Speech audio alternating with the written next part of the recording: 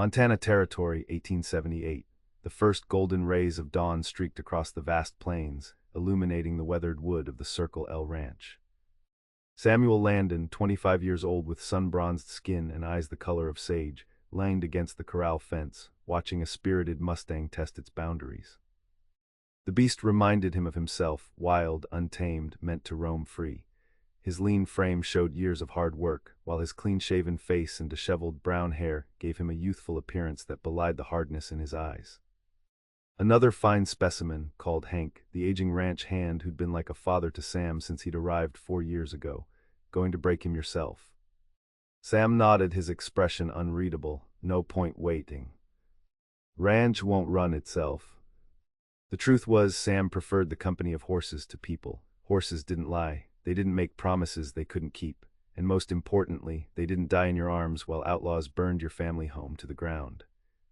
That day 7 years ago had taught Sam everything he needed to know about frontier life. Attachments were dangerous. Love was a luxury that got people killed. A man survived by keeping to himself and staying ready to move on. The endless sky and open country were all the companions he needed. Town meeting tonight, Hank reminded him. Railroad men are coming through, might want to hear what they have to say. Sam scoffed. What for? So they can tell us how they're going to cut up more land and bring more trouble.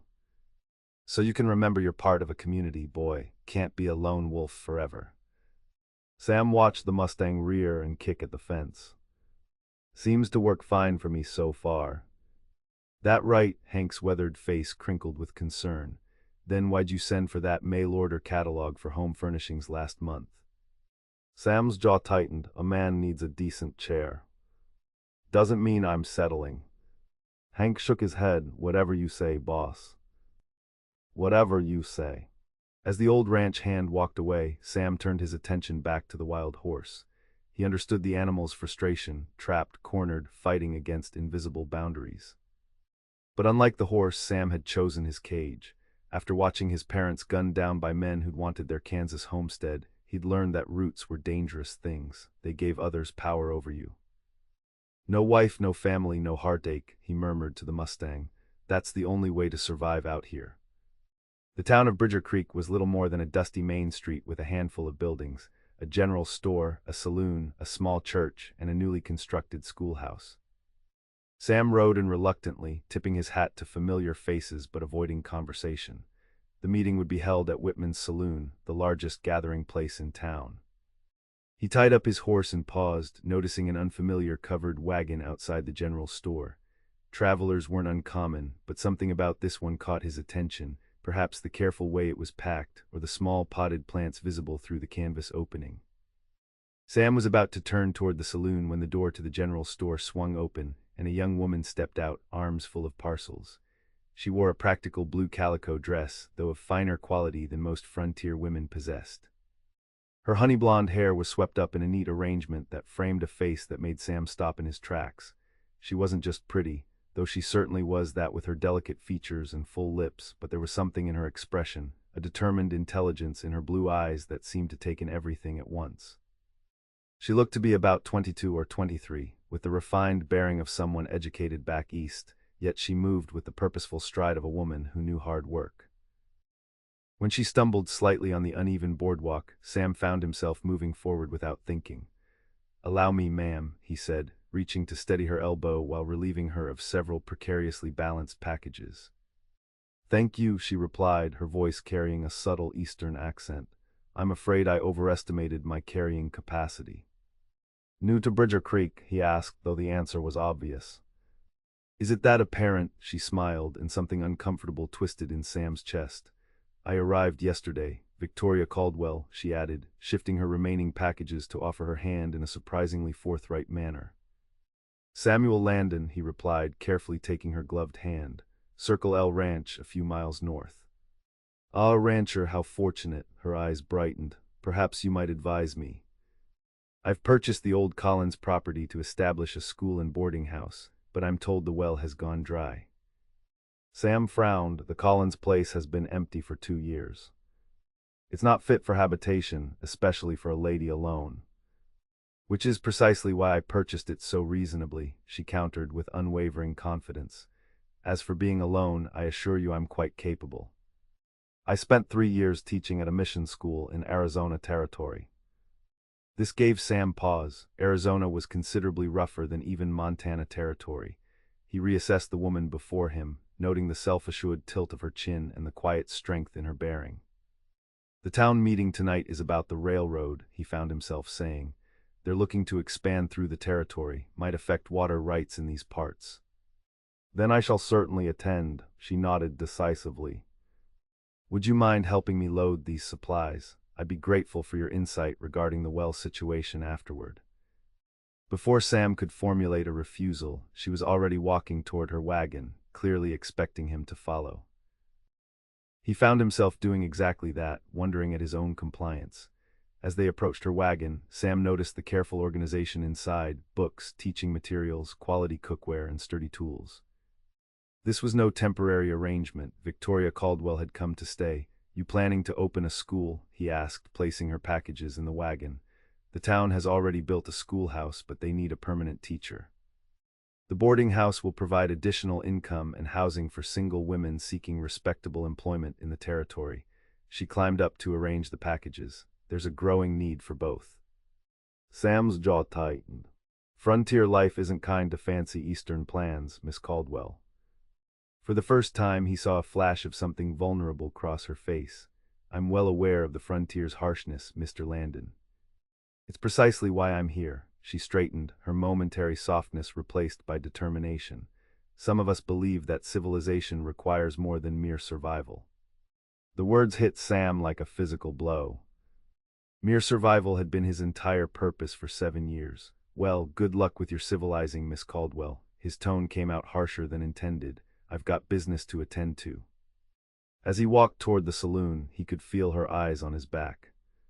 Something about Victoria Caldwell unsettled him deeply, not just her beauty, but her absolute conviction that she could carve out something permanent in a place where permanence was a dangerous illusion.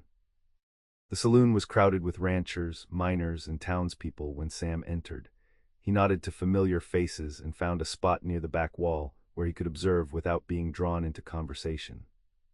Mayor Billings stood at the front, alongside 2 well-dressed men who could only be the railroad representatives. The discussion was already heated, with local ranchers concerned about water rights and cattle crossings. The meeting continued for another hour, with concerns raised and partial assurances given. When it finally broke up, Sam watched as Victoria was approached by several townswomen who seemed eager to welcome her. He was about to slip out when Hank intercepted him. See, town's changing. Might not be such a bad thing to have more civilized folks around, the old ranch hand said, nodding toward Victoria. Civilized folks bring civilized problems, Sam replied. Railroad men today, land speculators tomorrow. And schoolteachers, Hank added with a knowing look, pretty ones at that. Sam scowled. I didn't notice. Hank's laugh made it clear he didn't believe a word of it. Course not, that's why you were staring at her the whole meeting. I was listening to what she had to say, Sam defended, feeling unreasonably irritated. She talks sense about the railroad is all. If you say so, Hank grinned, though I reckon that Colin's place she bought needs a lot of work. Shame if no one helped her get that well working again.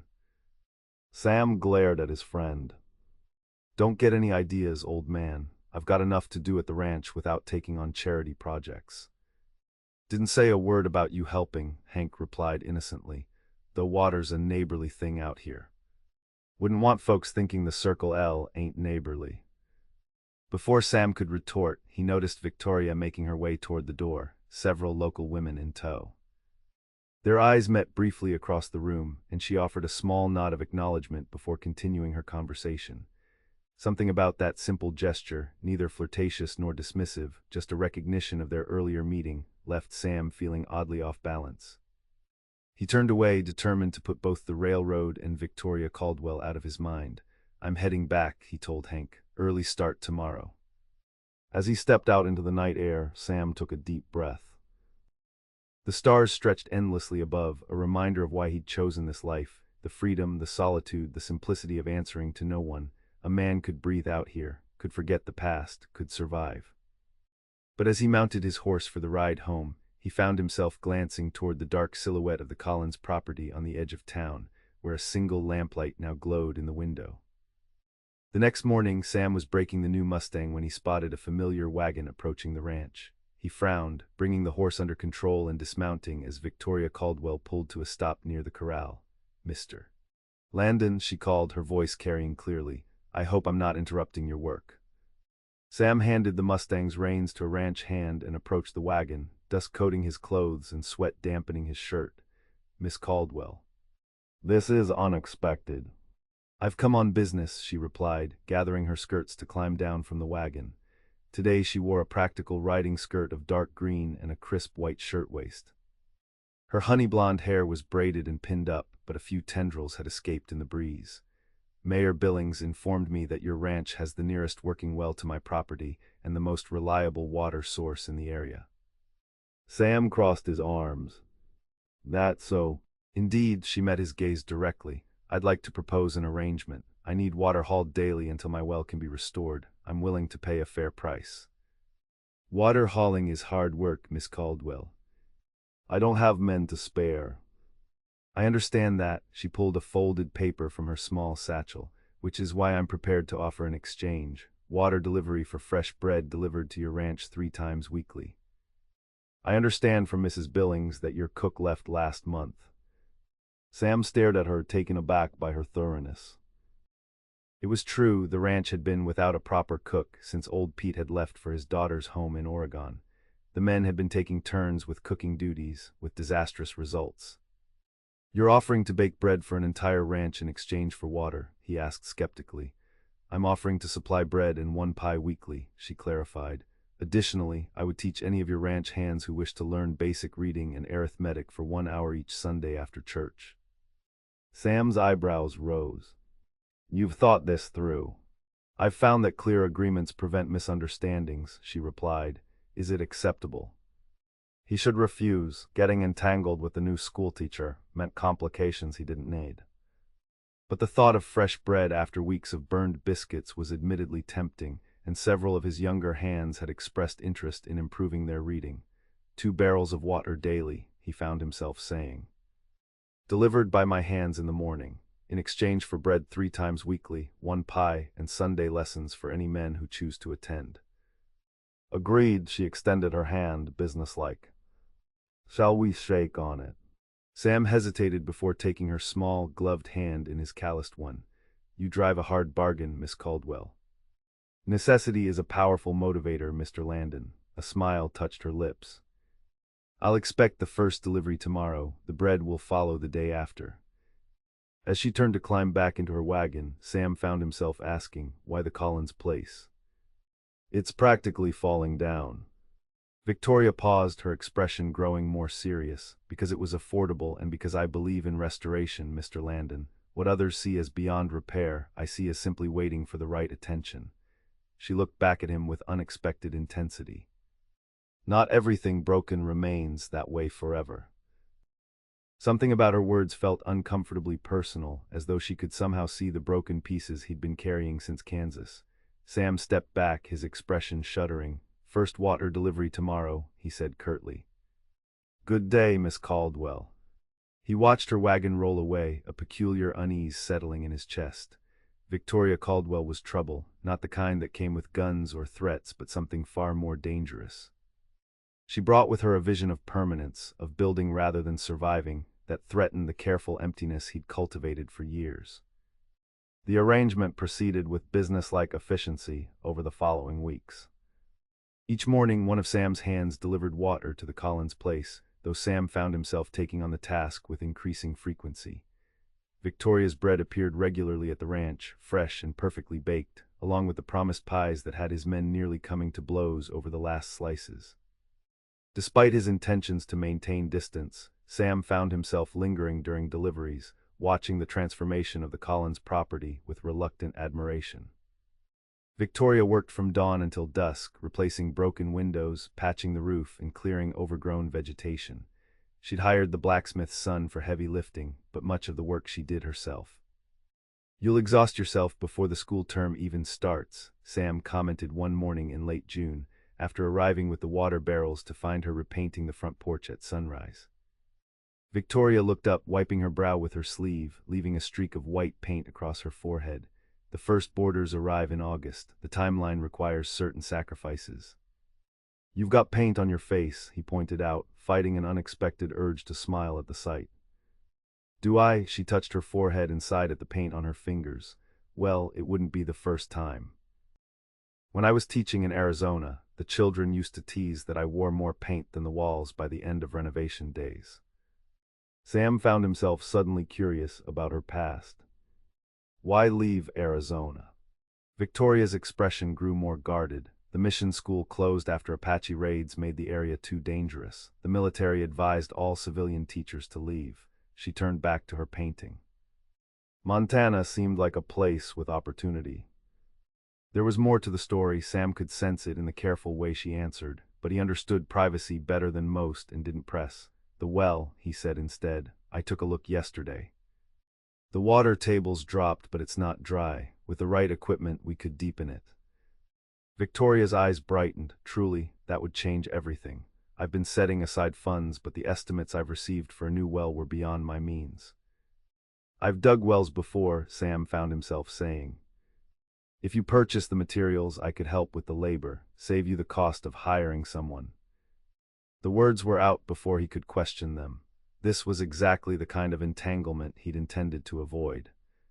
Victoria studied him for a long moment, her expression softening.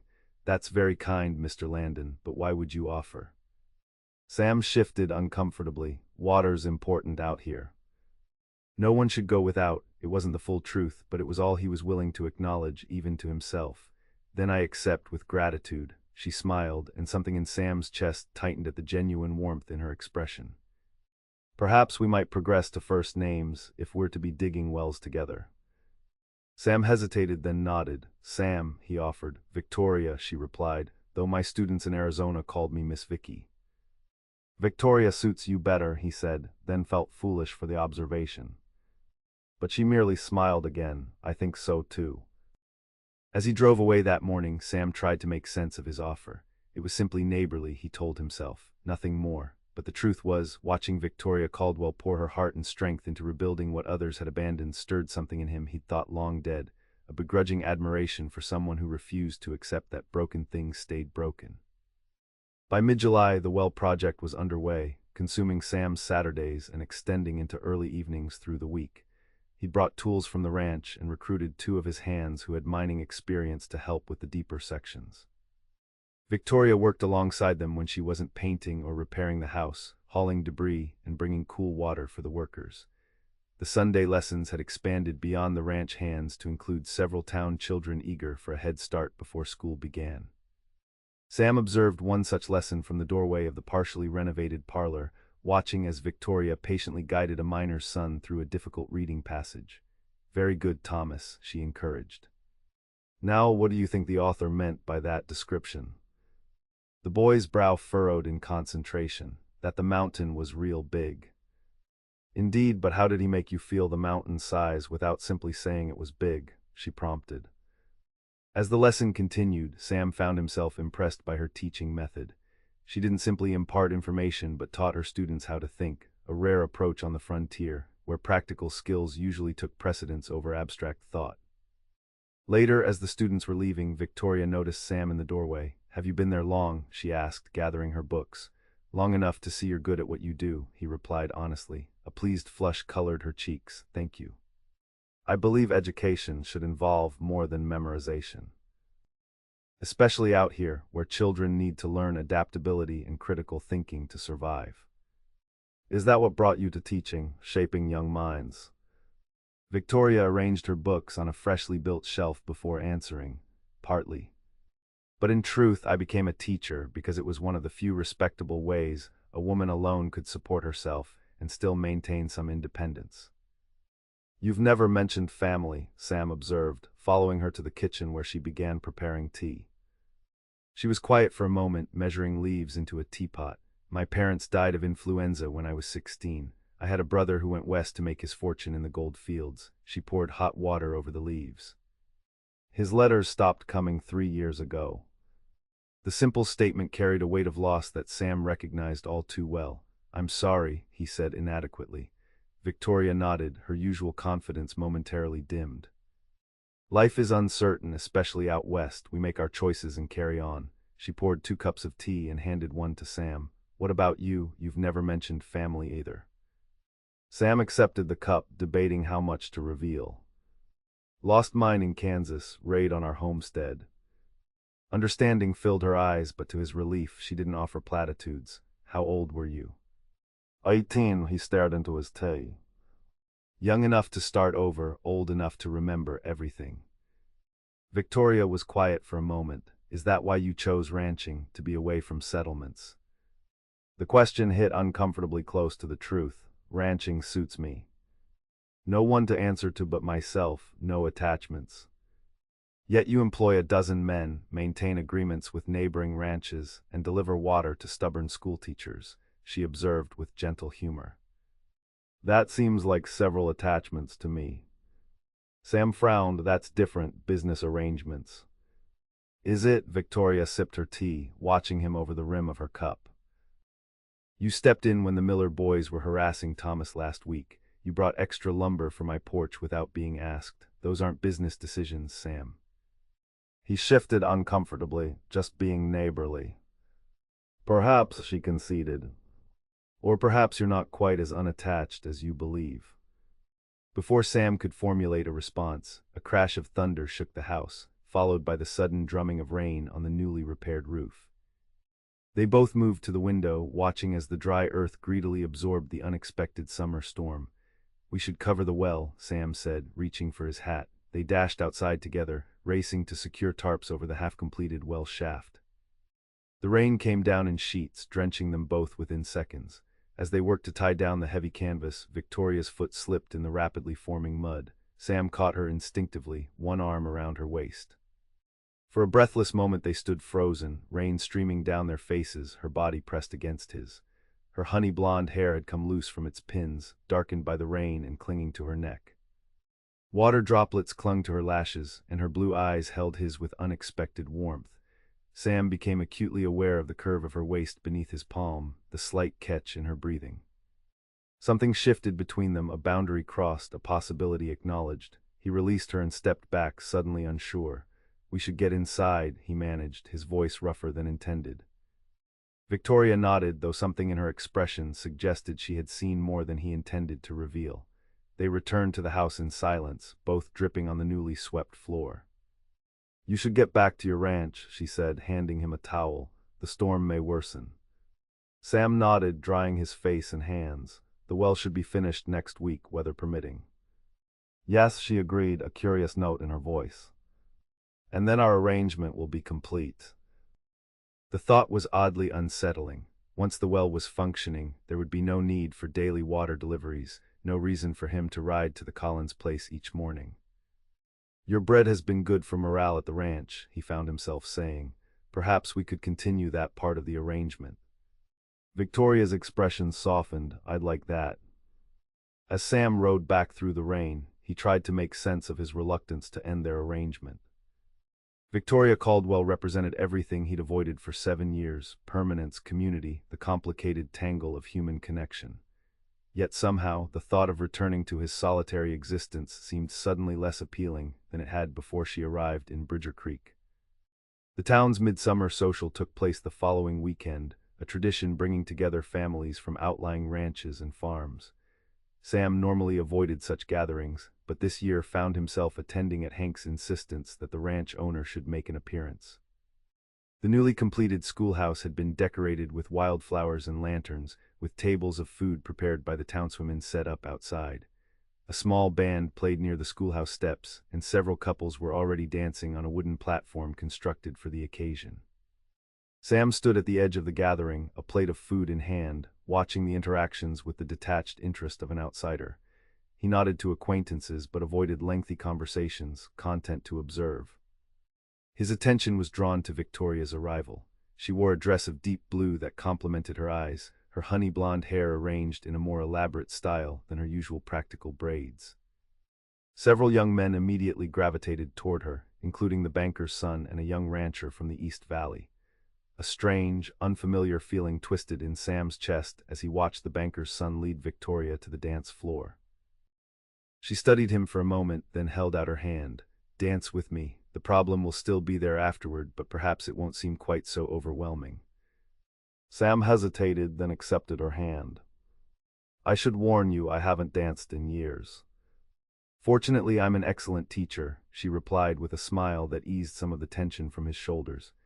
They joined the line of dancers, and Sam found himself guided through the steps by Victoria's gentle pressure and occasional whispered instructions.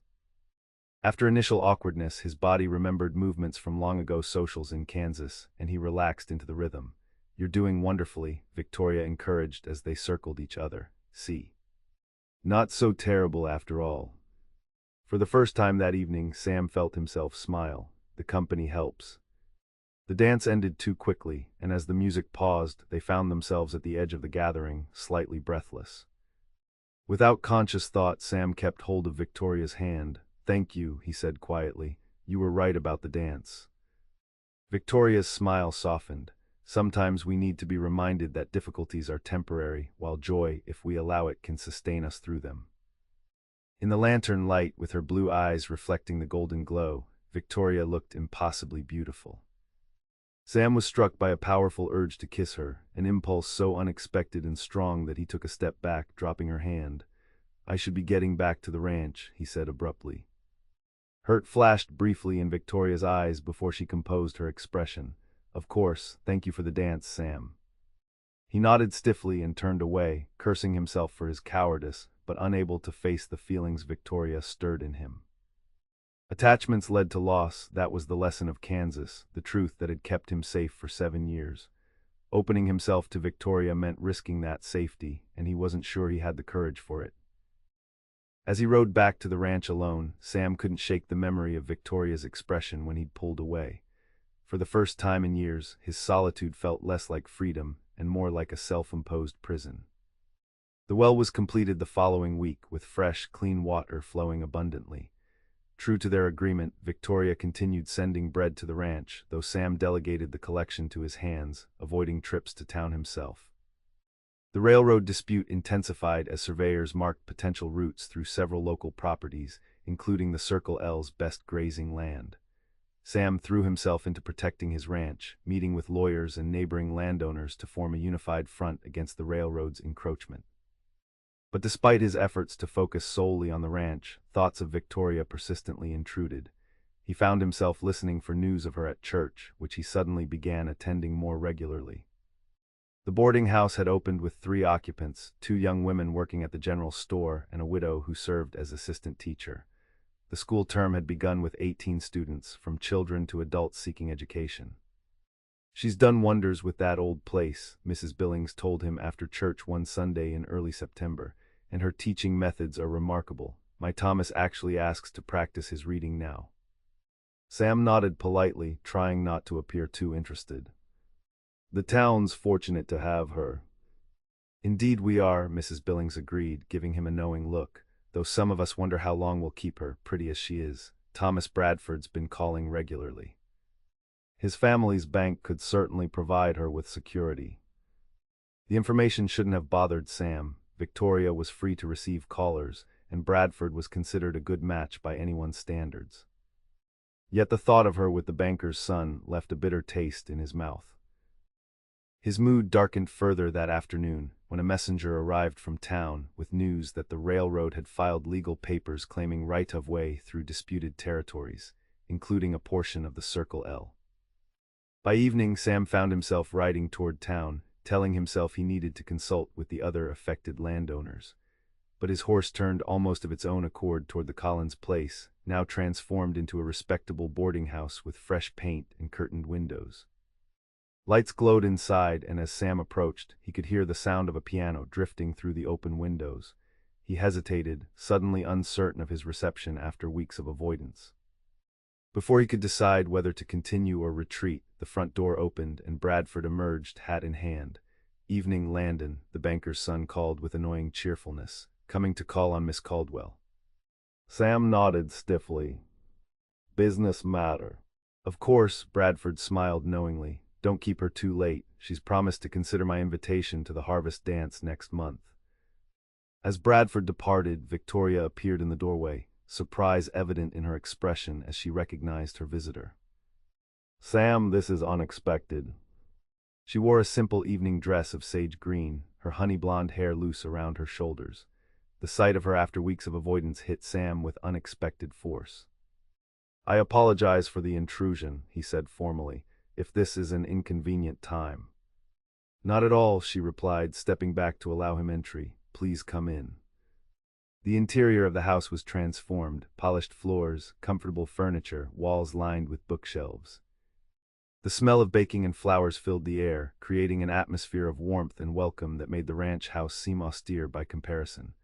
Would you like tea? Victoria offered, leading him to a small sitting room. Thank you, Sam remained standing, suddenly unsure why he had come. The railroad dispute was a convenient excuse, but not the true reason. Victoria studied him for a moment, then spoke directly. You've been avoiding me since the social. Her frankness was both disarming and challenging.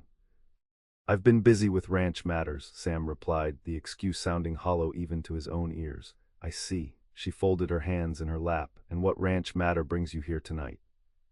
Sam hesitated, then decided honesty was the only respectable course.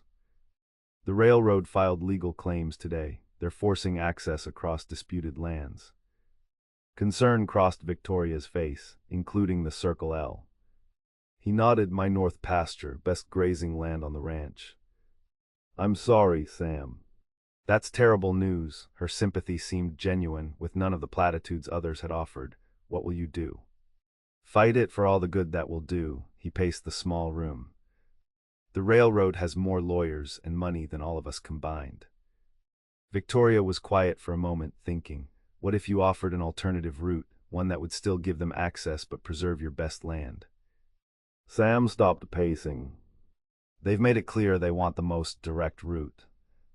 Direct isn't always best, she pointed out, if you could demonstrate that another route would be more stable for their tracks or less expensive to develop.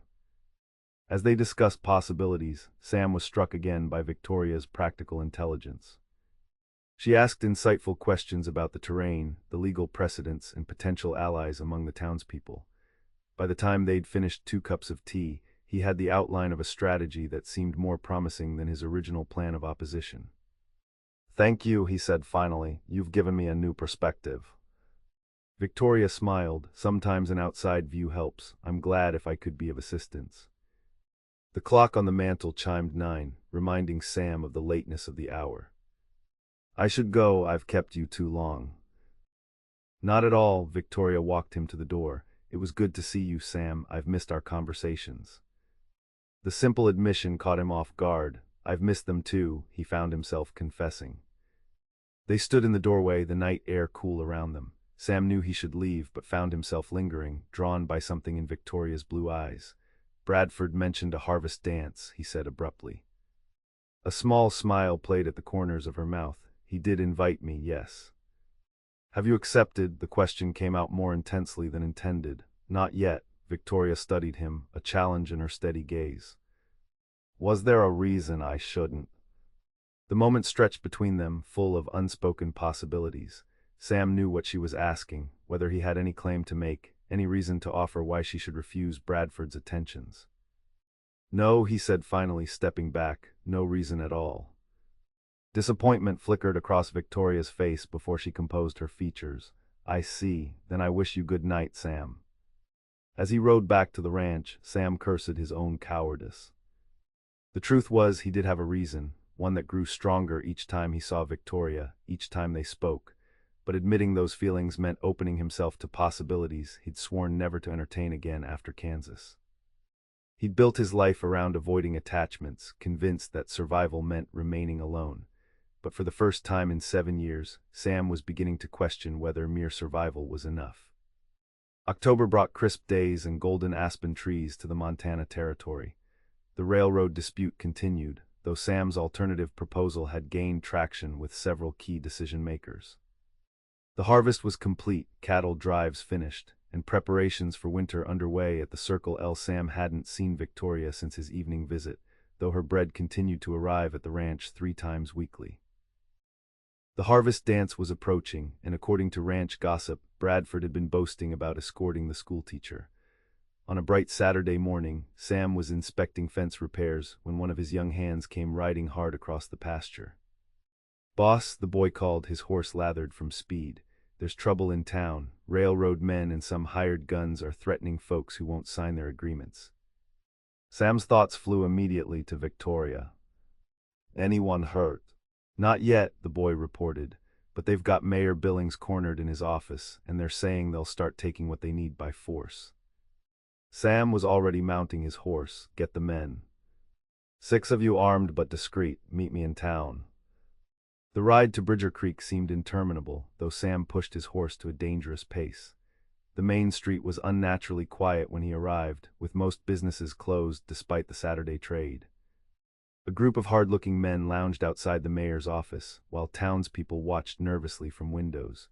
Sam tied his horse at the far end of the street, where he had a clear view of the situation. His eyes scanned the buildings, automatically seeking the schoolhouse and the Collins property beyond it. To his alarm, he spotted Victoria emerging from the general store, apparently unaware of the tension in town.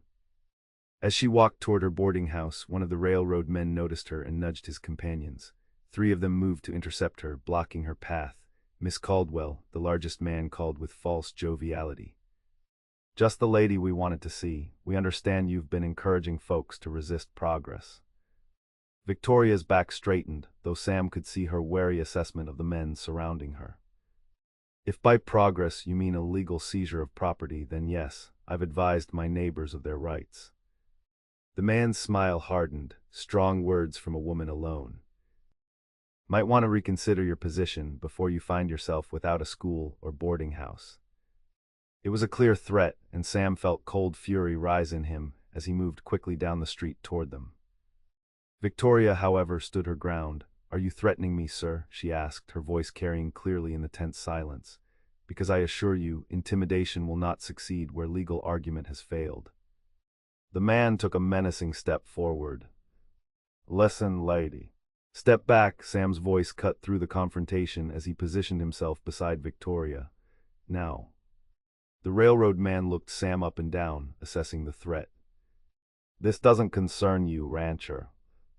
"Anything concerning Miss Caldwell concerns me," Sam replied evenly, though his hand rested near his holstered gun, "and threatening women doesn't play well in Bridger Creek." The standoff might have escalated further if not for the arrival of Sam's ranch hands, who spread out along the street in a clear show of support.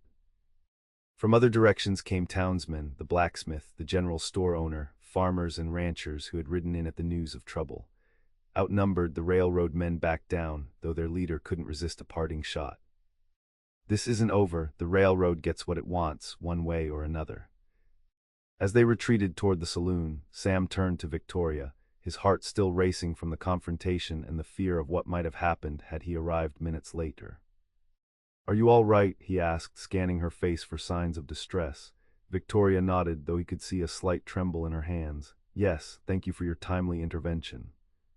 "What were you thinking, confronting men like that?" The words came out harsher than intended, born of lingering fear.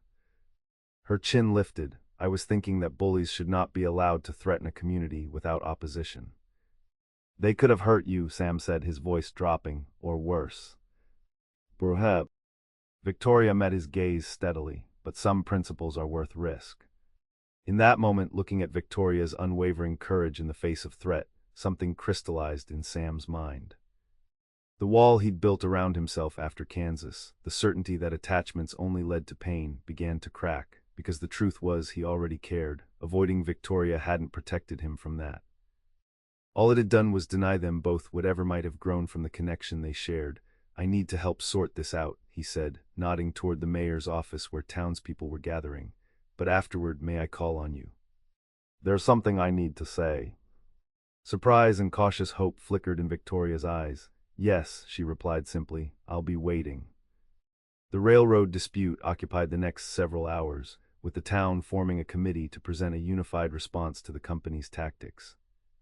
By the time Sam finally made his way to the Collins house, the sun was setting, painting the western sky in brilliant orange and gold. Victoria opened the door before he could knock, as though she had been watching for his arrival. "The boarders are visiting friends in town," she said by way of greeting. "We can speak privately." She led him to the sitting room, where a fire had been lit against the evening chill. In its warm glow, with her honey-blonde hair catching the light, Victoria looked both strong and vulnerable, the contradictory qualities that had drawn Sam to her from the beginning. "You wanted to speak with me," she prompted when he remained silent. Sam took a deep breath, searching for words to express what he had realized during the confrontation. "Today, when I saw those men threatening you, I felt something I haven't allowed myself to feel in 7 years." Victoria waited, her blue eyes never leaving his face. "Fear," he continued. "Not for myself, but for someone I care about, someone I can't bear the thought of losing." He moved closer, his voice dropping. "After my family was killed, I convinced myself that caring for others was a weakness I couldn't afford, that attachments only led to pain." "And now," Victoria asked softly. "Now I understand that I was wrong," Sam admitted, "because avoiding attachments didn't protect me from caring about you. It only kept me from acknowledging what I feel." He took her hands in his. "I love you, Victoria. I think I have since you first arrived in that wagon, talking about restoration and refusing to accept that broken things stay broken."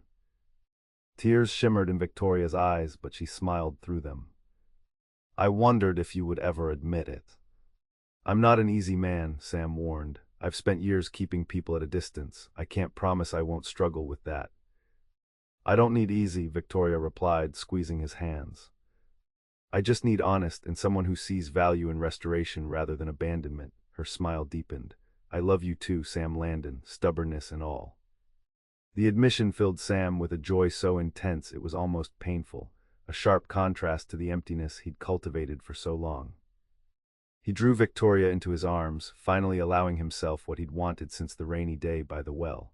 Their kiss began tentatively, then deepened with the release of long-restrained emotion. When they finally parted, both breathless, Sam rested his forehead against hers. "What about Bradford?" he asked, suddenly remembering the banker's son's claim. Victoria laughed softly. "Thomas Bradford has been pursuing every unmarried woman in the territory. I never encouraged him. He said you were considering his invitation to the harvest dance." "I was," she admitted, "in the absence of an invitation from the man I actually wanted to attend with." Sam smiled, a weight lifting from his shoulders. "Victoria Caldwell, would you do me the honor of accompanying me to the harvest dance?" "I would be delighted," she replied, her eyes sparkling, "though you should know my acceptance comes with future expectations." "What kind of expectations?" he asked, still holding her close.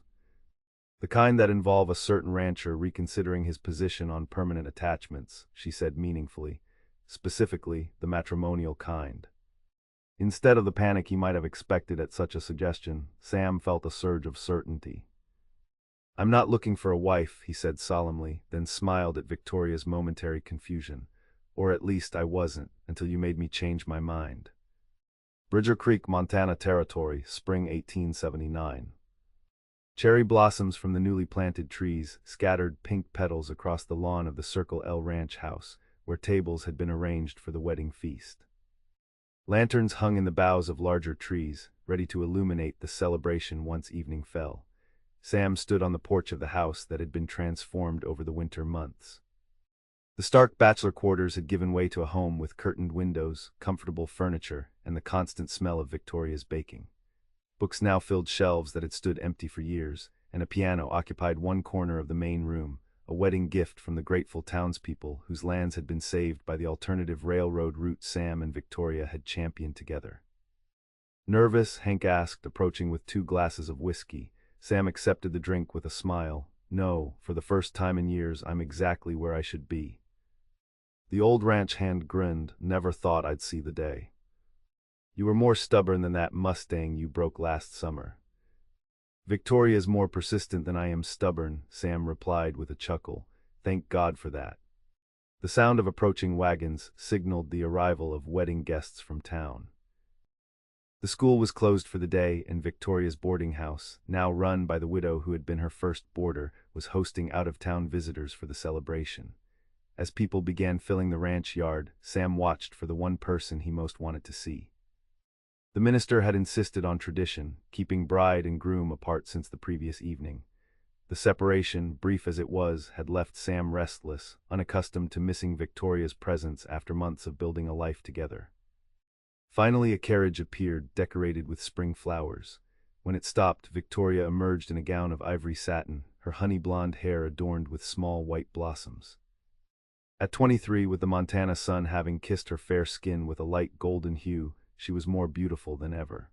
Their eyes met across the distance, and Sam felt the same jolt of recognition he'd experienced that first day in Bridger Creek. As if sensing his thoughts, Victoria smiled and began walking toward him, breaking with tradition by approaching her groom before the ceremony. "I couldn't wait," she explained as she reached him, her blue eyes bright with happiness. "Not when we've waited long enough already." Sam took her hands, overwhelmed by the journey that had brought them to this moment. "You look beautiful. And you look remarkably untroubled for a man about to surrender his bachelor ways," she teased gently. "Nothing to be troubled about," Sam replied with genuine contentment, "though I do have a wedding gift for you, one that couldn't wait." He led her to the far side of the porch, where a covered object stood. Removing the cloth, he revealed a handcrafted sign painted with the words, "Caldwell Landon School of Higher Learning." Victoria's eyes widened. "Sam, the east pasture, the one nearest town, has been signed over to you," he explained. "For the school you've been dreaming of. One that can offer education beyond basic studies, for students who want to continue learning." Tears filled Victoria's eyes as she traced the letters on the sign. "You remembered every detail of what I described." "Of course I did," Sam said softly. "Your dreams matter to me." "Our dreams," she corrected, blinking back happy tears. "Just as the Circle L is our ranch now, the school will be our legacy." As the minister called for the ceremony to begin, Sam offered Victoria his arm. Together they walked toward their future, surrounded by the community that had become their extended family. The vows were simple but heartfelt, promising love, respect, and partnership through whatever challenges the frontier might bring. When the minister pronounced them husband and wife, Sam kissed his bride with a fullness of feeling that left no doubt about the transformation that had occurred in his heart. Later, as they shared their first dance as husband and wife, Victoria leaned close to whisper, "Do you remember telling me you weren't looking for a wife?" Sam smiled, holding her securely as they moved to the music. "I remember a stubborn, beautiful schoolteacher who refused to believe that broken things stay broken, who saw in me the possibility of restoration when I'd given up hope." "Not so stubborn," Victoria protested with a laugh. "Every bit as stubborn as I was," Sam countered, spinning her gently under his arm. "Thank God for that stubbornness. Without it, I might still be alone, believing that survival was enough." Victoria's expression softened as she returned to his arms. And no. Sam looked around at their home, at the community gathered to celebrate their union, and finally back to the extraordinary woman who had helped him rebuild not just a well or a house, but his capacity for love and connection. "Now I understand that surviving isn't the same as living," he said, drawing her closer. "You taught me that, Victoria. And I plan to spend the rest of our lives being grateful for the lesson." As night fell over the Montana plains, lanterns illuminated the celebration of two lives joined through love and courage. The Circle L Ranch, once a lonely outpost of mere survival, had transformed into a home where the future could be built together. A testament to the truth that even on the harsh frontier, broken hearts could be restored and new beginnings were always possible.